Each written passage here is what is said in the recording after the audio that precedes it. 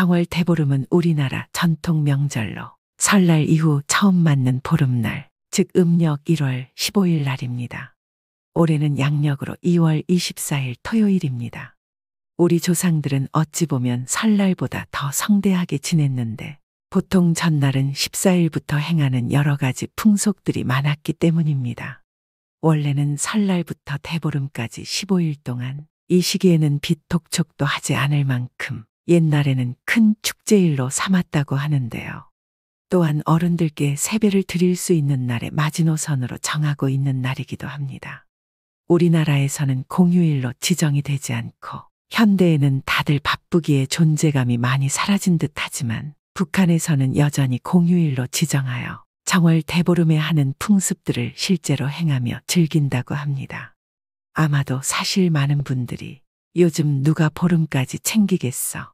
그까짓 게 뭐가 중요하다고 하며 가볍게 생각하시는 분들도 많을 것입니다. 그러나 실제로 우리 민족 최대 명절 중 하나인 추석 역시도 보름이라는 것을 생각하시는 분들도 그리 많지는 않을 것입니다. 추석이 최대의 명절이고 휴일이듯 이것보다 더 큰 의미를 지니고 있는 정월 대보름은 우리 민족에게는 정말 큰 의미를 가지고 있습니다. 물론 풍수학적으로도 정월 대보름은 정말 큰 의미를 지니고 있다고 하는데요. 정월 대보름은 한 해의 시작과 풍요로운 농사를 기원하는 의미를 가지고 있습니다. 보름달은 풍작을 상징하며 새해의 풍성한 수확과 행복한 삶을 기원하는 의미를 담고 있습니다.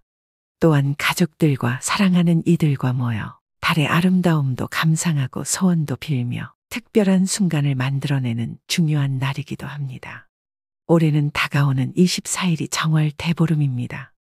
이날에 꼭 이것만은 하신다면 올 한 해 운을 좋게 만들 수 있고 여러분의 가정에도 큰 번영이 찾아올 것입니다. 오늘 여러분께 정월 대보름에 꼭 해야 하는 일 6가지를 알려드리겠습니다. 영상 끝까지 시청하시어 올 한 해 받을 수 있는 모든 좋은 복을 받으시고 좋은 운도 챙겨가시길 바랍니다. 그럼 바로 시작하겠습니다. 첫 번째, 정월 대보름에 이 음식 꼭 드세요. 정월 대보름은 1년 중에 음기가 가장 강한 날이라고 말을 합니다. 특히 올해는 양기가 너무나도 강하기에 음과 양의 균형을 맞추어주는 정월 대보름은 정말 중요한 날이라고 할 수 있습니다. 따라서 과거부터 이날은 약밥이나 오곡밥, 그리고 귀를 밝게 해주는 귀발기술을 먹었다는 것입니다. 그 외에도 정말 많지만 이날은 꼭 약밥이나 오곡밥을 드시는 것을 추천드립니다. 이는 우리 민족에게 가장 중요한 식복, 즉 밥이라는 의미도 가지고 있는 것이지만 이것은 밥 중에서도 최고라고 치는 것이라 하여 한 해 동안 강한 식복을 불러오는 정말 중요한 것입니다. 한 해의 번영을 기원하는 너무나도 중요한 것입니다.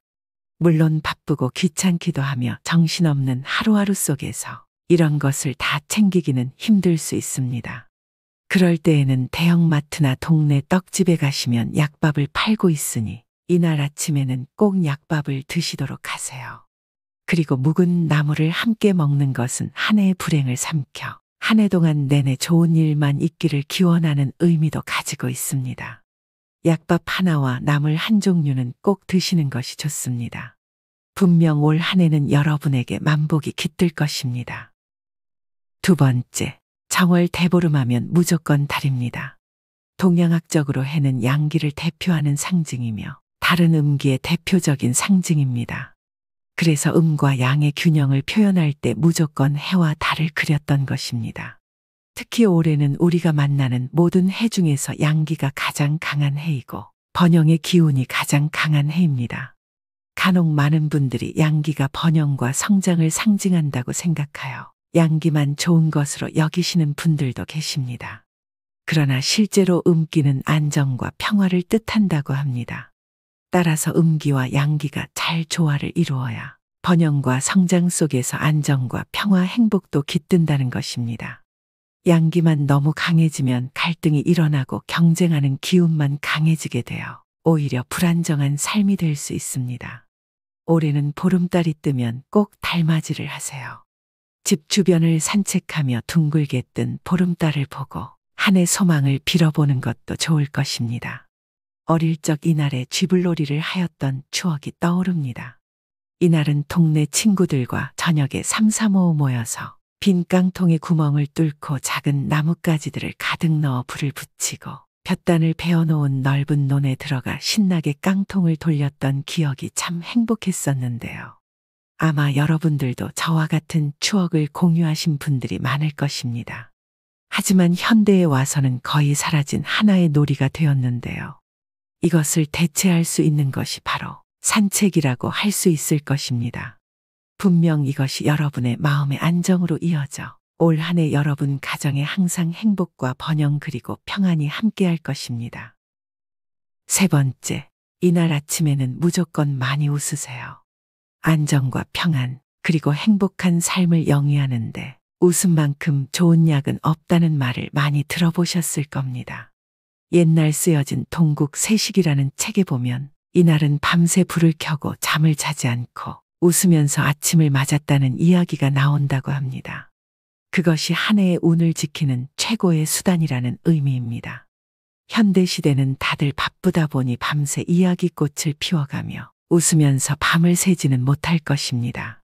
그러나 웃으면서 아침을 맞는 것은 돈이 드는 일도 아니니 누구나 할 수 있을 것입니다. 최소한 이날만큼은 아침에 일어나자마자 무조건 가족들에게 웃으면서 맞이하시고 웃으면서 인사를 건네보세요. 많이 웃는 만큼 한 해의 운이 좋아질 것입니다. 네 번째, 이날은 무조건 부모님께 문안 인사를 드리세요. 실제로 고 문헌에 보면 조상복을 얻는 날은 보름날이라는 글이 많이 있습니다. 그래서 한 해의 절반인 지점, 즉 8월 15일이라는 추석도 있는 것입니다.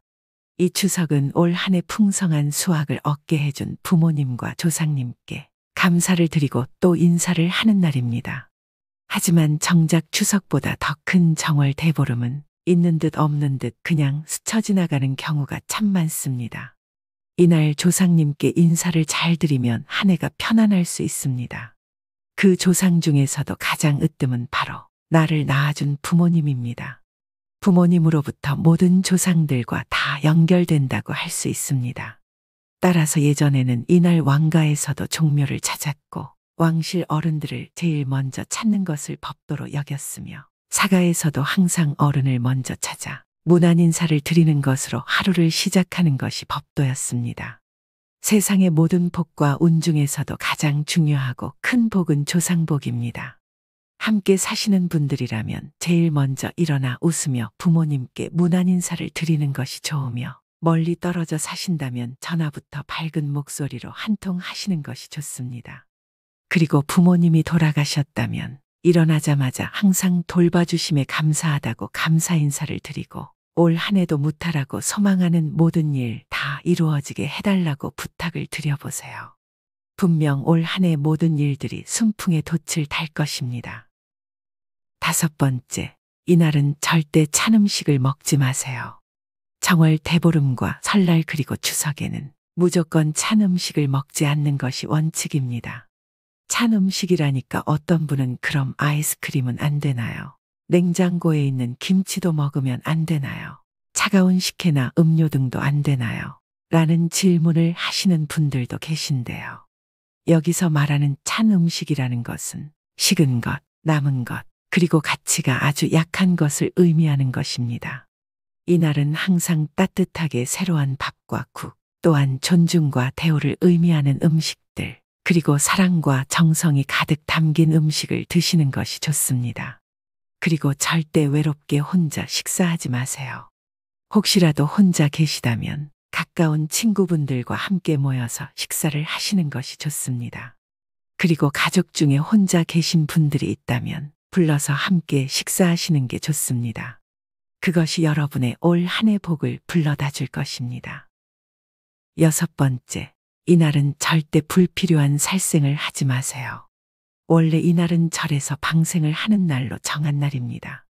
물론 현대에 와서는 날짜를 지켜서 이렇게까지 하지는 않지만 원래 생명을 살려주는 날이 바로 보름이라는 것입니다. 과거에도 이날은 도축도 하지 않았으며 사냥도 하지 않았고 왕궁에서도 이날만큼은 채소로 된 음식만 먹었다고 합니다. 물론 시대가 변했는데 굳이 이런 것까지 다 따를 필요는 없을 수 있습니다. 그러나 한 해의 운을 키워주는 이날 굳이 불필요한 살생으로 나의 올 한 해 운을 막는다면 좋을 것이 하나도 없을 것입니다. 오늘 내용 어떠셨나요? 오늘은 정월 대보름날 꼭 해야 하는 일과 하지 말아야 할 일들에 대해서 알려드렸습니다. 오늘 알려드린 내용은 정말 중요한 내용이니 꼭 기억하시고 행복하고 즐거운 정월 대보름 보내시길 바랍니다. 이상으로 밤을 잊은 철학이었습니다. 감사합니다.